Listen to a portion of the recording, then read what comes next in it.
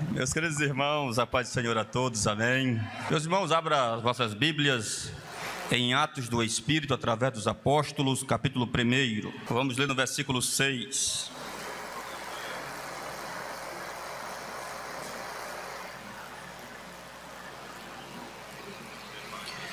Então os que estavam reunidos com Jesus lhe perguntaram: será este o tempo em que o Senhor irá restaurar o reino de Israel?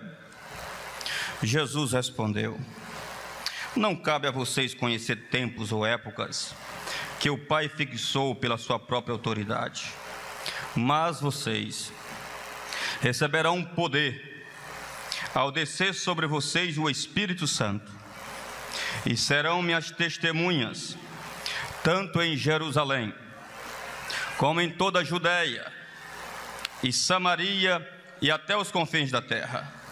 Depois de ter dito isto, Jesus foi elevado às alturas. Depois de ter dito isto, Jesus foi elevado às alturas à vista deles, e uma nuvem o encobriu e dos seus olhos.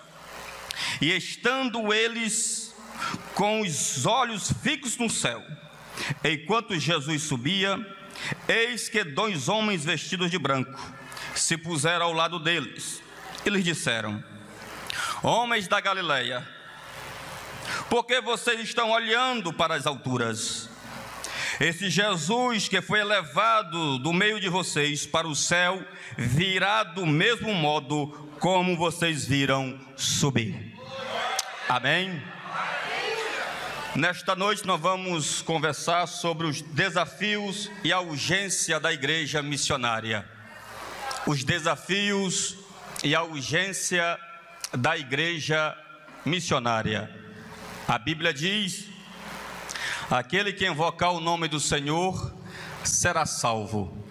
Como pode invocarão aqueles que não creram? E como ouvirão se não há quem pregue? E como pregarão se não forem enviados? Mas quão formosos são os pés que anunciam a paz e as coisas boas. Mas nem todos obedecem o Evangelho. De fato, disse Isaías: quem deu crédito à nossa pregação? Mas a sorte vem pelo ouvir, e ouvir a poderosa palavra de Deus. A sorte da prostituta, a sorte do adúltero, a sorte do drogado, a sorte do pecador, é porque tem uma igreja triunfante e militante pregando a poderosa palavra de Deus. E os desafios são muitos, meus irmãos, muitos desafios. Nós temos na pós-modernidade o desafio do ateísmo, a crença na não existência de Deus, que Deus não existe. Então isso é algo muito sério. Então o que fazer? Então como pregar? Então como anunciar o Evangelho? Então qual é a estratégia que a igreja tem que usar? A estratégia de Paulo, que quando ele chega na capital da Grécia, em Atenas, ele começa a pregar para os epicureus e para os estoicos. Os epicureus, eles eram ateístas. Os estoicos, eles eram panteístas. Panteísmo é que acredita que o mundo é Deus e Deus é o mundo. Não existe um supremo criador, que o mundo anda pelo seu próprio destino e faz sua própria história. E Paulo, ele resolve a situação numa tacada só. Ele diz o seguinte: esse Deus desconhecido, foi ele quem criou os céus, a terra, o mar e tudo que nele existe. Ele está dizendo: se existe criação, porque existe um Criador. E eu quero dizer para vocês, estoicos e epicureus, algo para que vocês creiam: que aqui o mundo não é Deus, e Deus não é o mundo. O Deus que eu estou pregando para vocês é distinto da criação. Ele é superior, ele é criador, ele é sustentador, e é ele que conduz todas as coisas. Pastor, como é que eu prego para os ateus? Como é que eu prego para os ateístas? É simples: abre a tua boca e prega a palavra, porque ela é poder de Deus para quebrar as correntes do inimigo. E só quem tem esta palavra na boca, levante a mão para os céus e dê glória para Jesus. Vencendo. nós temos o liberalismo teológico. Pastor, e o que é o liberalismo teológico, meus queridos?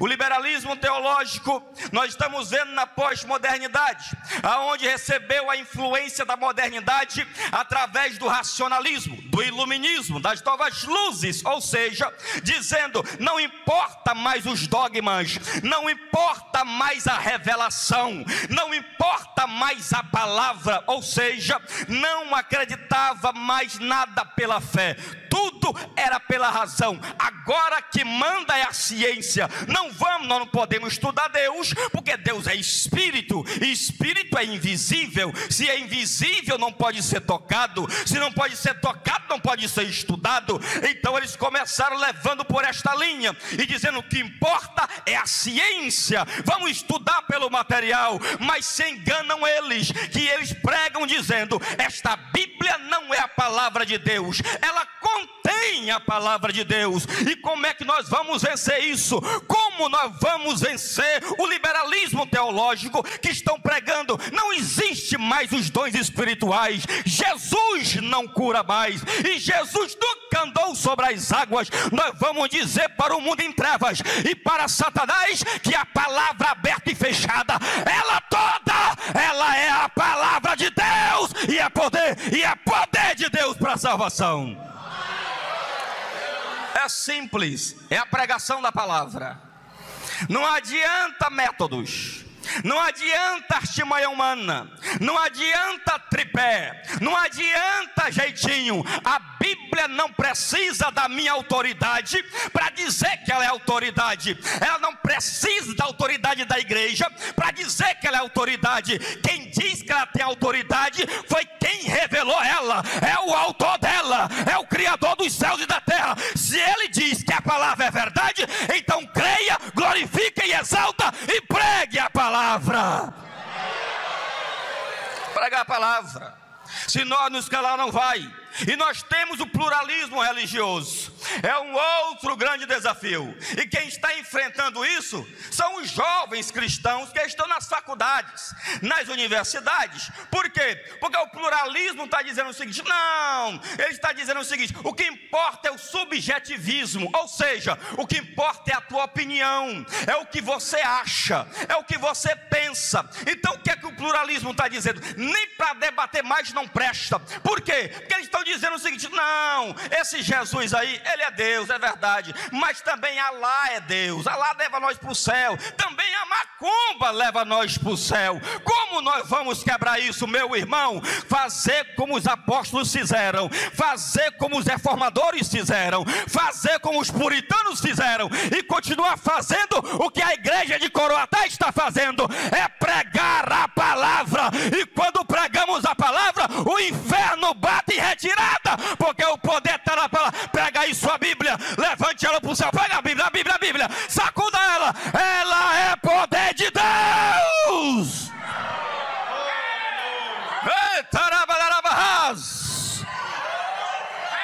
É simples, pregar a palavra e acabou. Eu não preciso subir aqui em cima e querer citar Platão, querer citar Sócrates, querer citar Freud. Isso não edifica ninguém, isso não salva ninguém. Jesus não precisou disso, os apóstolos não precisaram disso. E o que foi que eles pregaram? Bíblia, palavra, escritura. A fé vem pelo ouvir, e ouvir a palavra de Deus. Ouvir a palavra. Dirigentes, você quer ver sua igreja fervorosa? É simples, é só expor a palavra. É só expor a palavra. Como é que eu quero que minha igreja cresça? É expor a palavra, como é posto aqui toda segunda-feira, todas as sextas-feiras, através dos seus pastores. E você, Assembleia de Deus de Coroatá, você é privilegiada, porque você tem homens compromissados com a palavra. Tem um bocado aí pregando coach, tem um bocado de pregando aí autoajuda. A Assembleia de Deus não precisa de autoajuda, ela precisa de palavra. Palavra. A igreja brasileira está assim hoje. Pessoas colocando banquinhos e uma luzinha acendida na cabeça dele. está pregando e dizendo para você o seguinte: você é especial de Jesus, você é o centro de Jesus. É mentira, irmão. Tu não é especial para Jesus no sentido, porque você não é o centro é Ele. Ele é o centro da igreja, Ele é o centro do céu, Ele é o centro do universo. Ele que é o centro. Como já dizia Golden Gay, Deus simplesmente não vai pedir desculpa para você. Tem um plano maior além só de você. E qual é o plano? As nações que estão indo para o inferno, as vidas que estão perecendo. O que Ele quer que nós nos levantamos e pregamos a palavra com autoridade. Com autoridade. Não adianta só pregar a palavra em si, tem que ter autoridade. E a autoridade você consegue através da oração, que é o poder do Espírito.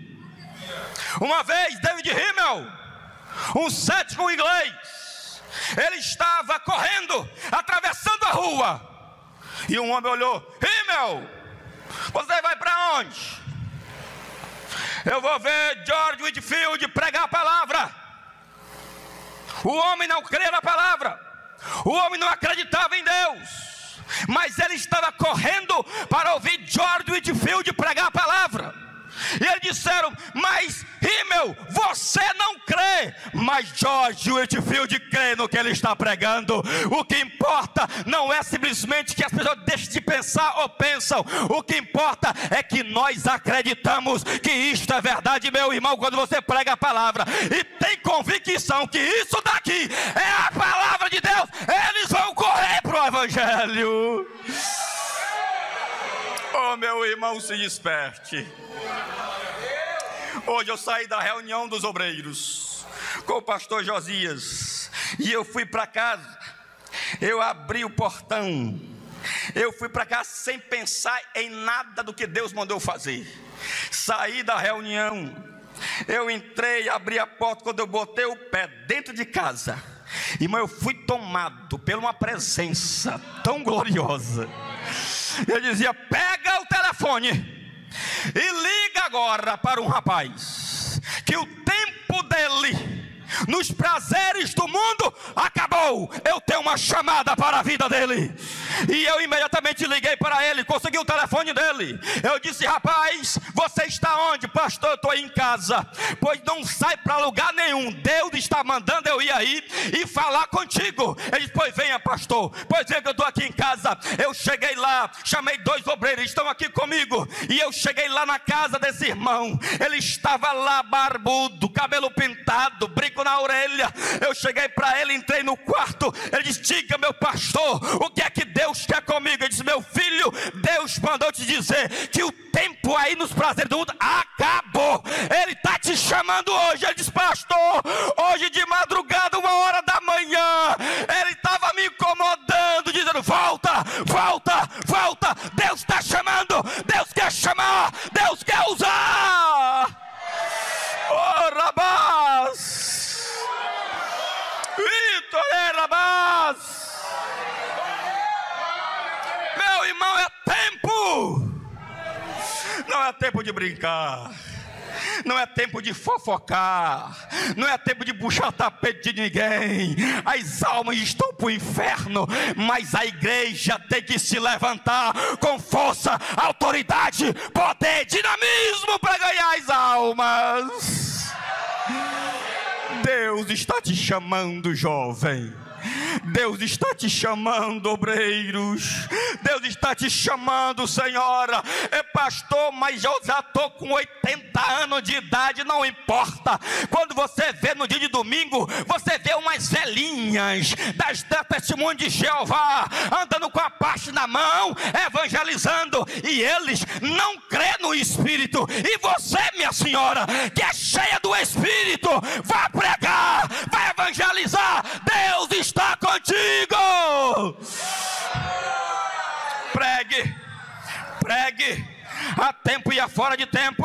As almas estão perecendo, as almas estão indo para o inferno. Meu irmão, pastor, como é que eu faço para abalar o mundo? Pregue a doutrina de Cristo. A doutrina de Cristo. Pastor, se eu pregar só Jesus, só Jesus. Eu não posso pregar sobre casamento? Pode. Eu posso pregar sobre os dons? Pode. Mas tudo corre para Jesus. O centro é Cristo.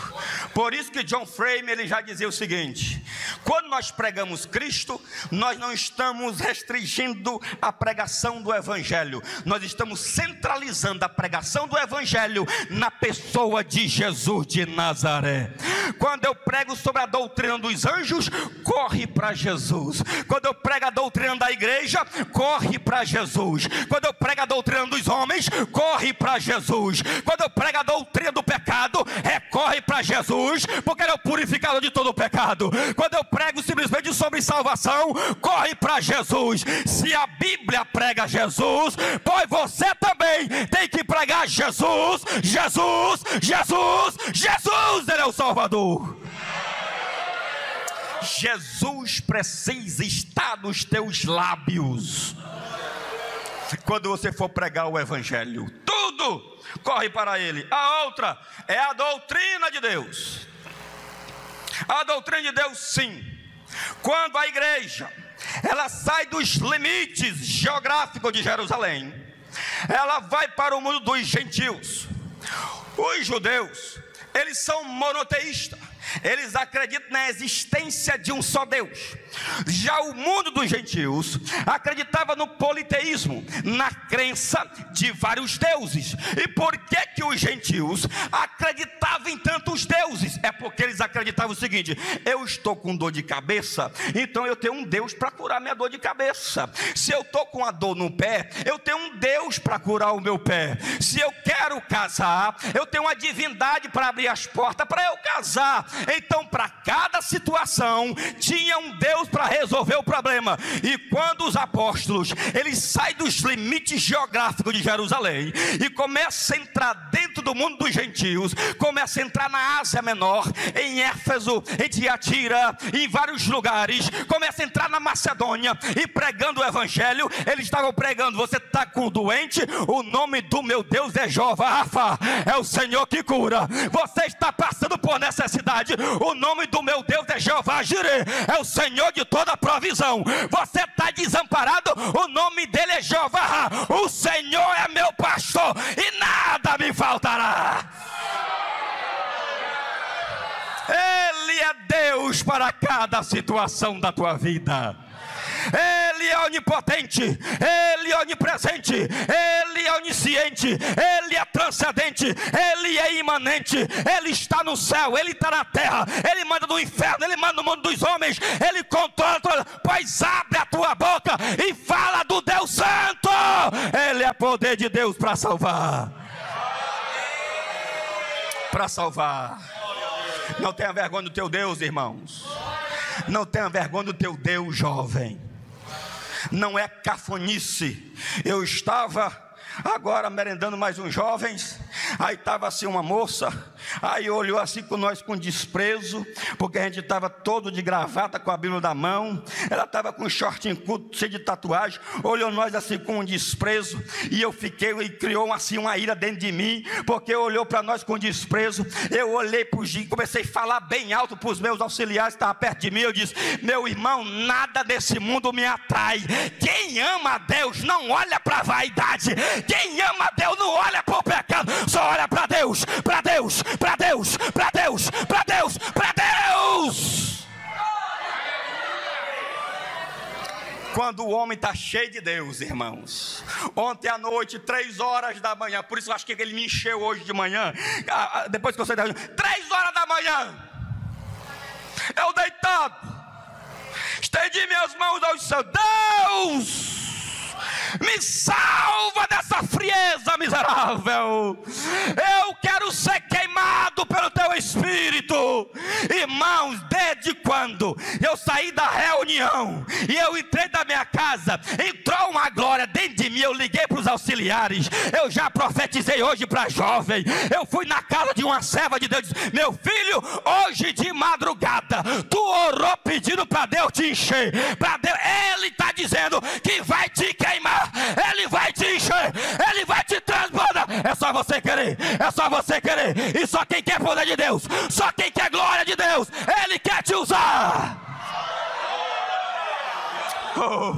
Levante a mão para o céu, levante a mão para o céu, levante a mão para o céu e sacuda ela aí, meu irmão, sacuda ela, sacode, coloca ela no ombro do teu irmão, coloca aí, não é meninice, é a autoridade de Deus, coloca. Jesus vai te encher, diga para ele, Jesus vai te encher, Jesus vai te encher, Jesus vai te encher. Oh, Rabai, ei, rédeas, Rabá, Cantarabá, pegou, já tem crente sentindo, já tem crente adorando, já tem crente, receba poder, receba autoridade, receba glória.